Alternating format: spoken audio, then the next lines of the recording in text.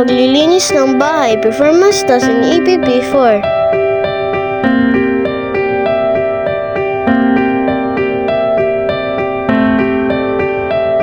Ilan sa mga ito ang pagwawalis at pagpupunas.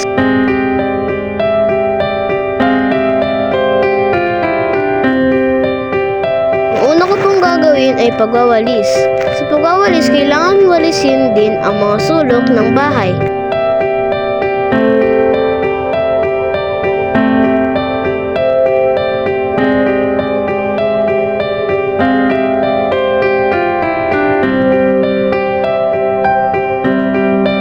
Masarap sa pakiramdam pag ang bahay ay malinis.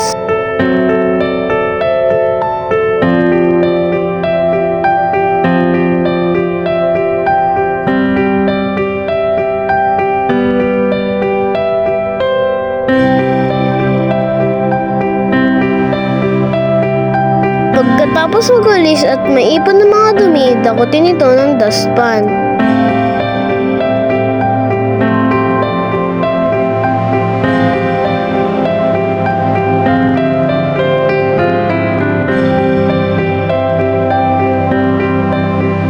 Susunod ko pong gagawin ay pagpupunas. Punasan natin ang mga kagamitan na madalas ay naaalikabukan.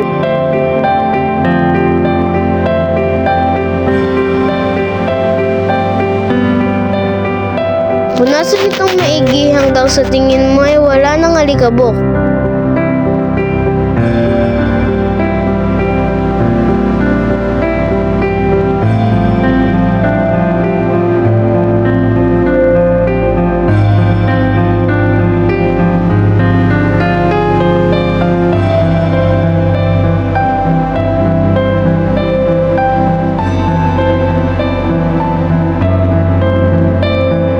Sunod ko pong pinunasan ang mesa.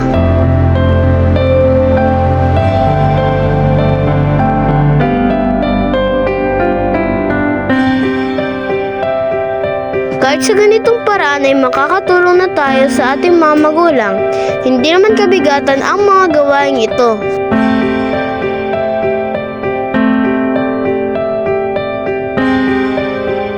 Kung tayo ay tutulong sa ganitong paraan, tsak, matuto ang ating mga magulang.